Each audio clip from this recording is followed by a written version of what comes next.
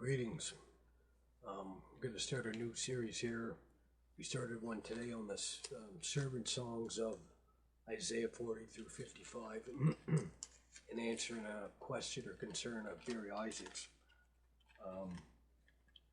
This caught my attention. I said, well, I might as well discuss it. It's a new channel here as I can't sign into my old one, so I'm going to be interacting here in this series with Jeff Cunningham on Pheelan's All Things Eschatology podcast and channel. As I had notes since he'd been on the show, I took notes when I was listening. So, yeah, I just didn't get around to doing a video or anything. I just thought it would be a good example of exegesis, a good exercise of exegesis, because there's a good passages. Romans 3:31. We're looking at that in two different ways. So there'll be two videos on that. Colossians 2:14. The handwriting of ordinances, or sin with indebtedness, indebtedness with its decrees, whatever the translation. It's Crinfigintias dogmas. Crinfigin is a hexalegemia, not used anywhere else in the New Testament, so it's a difficult passage. So we have Romans 3:31 when it comes to upholding, or the law is raised. Shall we continue in sin that grace may abound? God forbid. Shall we nullify the law through faith? No, we shall establish or continue in or uphold, ischemia, the law.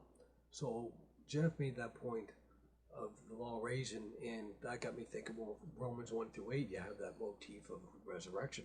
Then the consummation in Romans 8, which is definitive. Romans 8, 9 through to the end of the chapter. Say 1 through 39, the whole chapter. Death is defeated. In Romans 1, verse 4, is a very problematic passage for the full preterist. It says it guarantees a bodily future resurrection as Jesus was raised from among the dead ones. And that's used, that presupposition is used in Acts chapter 26 as well, verse 22 and 23, where he quotes Isaiah 49. Then he says, raised from the dead ones, plural. Not in English, but in the Greek, the dead, plural, from, among.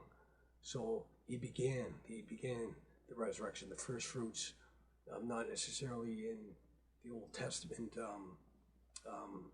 usage exactly, but in order, in mechanical order, boom, boom, boom, boom, boom. Jesus, then us. Those that are asleep, physically dead, Jesus will raise. 1 Corinthians 15:23. Those that are asleep, that's physical death. So we're going to go through Romans, and you're going to be surprised. That video is going to be the one you're going to want to see in this mini series. Is me going through Romans 1, 2, 3, 4, 5, 6, 7. Romans 4 with Abraham, and Romans 5 with the two Adams. Very, very interesting. In Romans chapter 8, death blow to full preterism, and dispensationalism as well, once we see these promises being given to the church. Litany of passages echoed and alluded and cited. So we have Romans 3:31 when it comes to resurrection motif and establishing the law. Do we continue in it? What does that mean? In Torah, as a former Adventist, I'm very familiar with Romans 3:31. So we have Romans 3:31, part A, part B, resurrection, law. Colossians 2:14, the handwriting of requirements of ordinances, sin of indebtedness, Crinfigintias dogmas, Crinfigin, very difficult passage, that's why we wanted to bring it up. And the Olivet Discourse, is it united or split discourse? We're going to discuss the kind of the history of the interpretation of that, and my view of it, and how you have to take it even if I'm not a partial preterist. And finally, the recapitulation, literary device form in the book of Revelation, which I talked to Jeff many times about, in which he could see clearly. And we're going to discuss that, the recapitulation of Revelation versus the sequential view of premillennialists, dispensationalists. And so this week, Wednesday or Thursday, I should be on Brian Simmons' channel on his podcast, and Larry Siegel agreed to have a discussion. I wanted to do a debate with the dispensationalists. He agreed, the dispensationalist, Anthony, I forget his name, he was on Brian's podcast there. But he's doing another debate, so he told me he agreed. Then he said, no, I can't. I need to prepare just for this one. So I'm having a discussion with Larry Siegel, a full preterist, which is a good thing because Larry Siegel is a very nice guy, laid back. One of the only full preterists, him and Michael Miano, and maybe Don sometimes, that I enjoy interacting with that are full preterists. Most I don't. So it should be good. And I've written in response in my notes to Larry Siegel's article on the gospel and his appearance on the podcast. I took notes, as I did with Jeff. I'm finally getting them to video.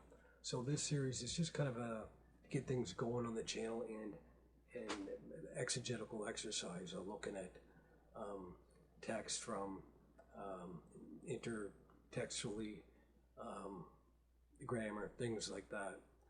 So yeah, tune into the next one, especially if you're interested in the resurrection motif in Romans and the guarantee and demonstration of a bodily resurrection in the book of Romans 1 through 8. Then we'll have Colossians 2:14. We'll have Romans 3:31 again. We continue in the law.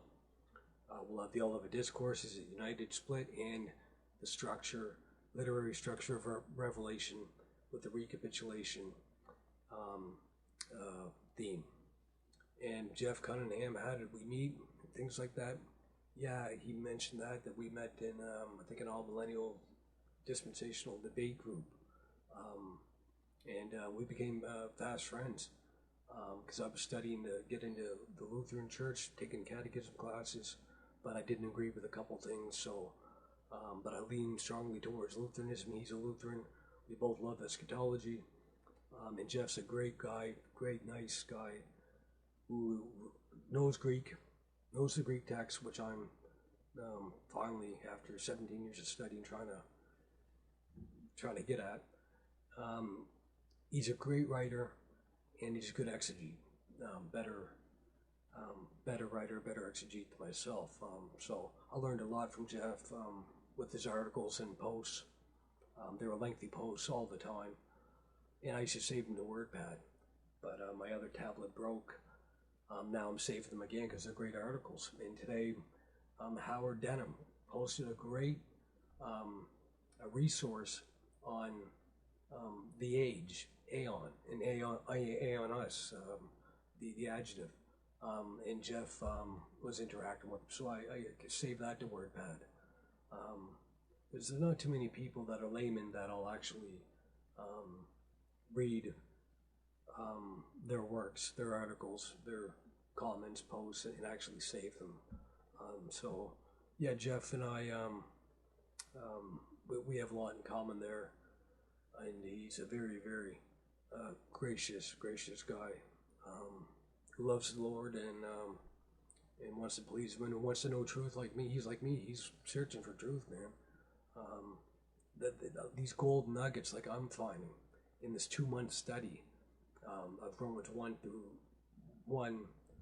verse 1 through 7, the first half of the introduction, the salutation, how that is not a thematic statement, but that is unpacked throughout the New Testament, just like Acts chapter 2. Those themes, those texts that are used are unpacked. These motifs. It's going to be very good. So tune into the next video on Romans chapter 3:31 and the resurrection in the book of Romans. And I'd like to see a full preterist respond to what I have to say.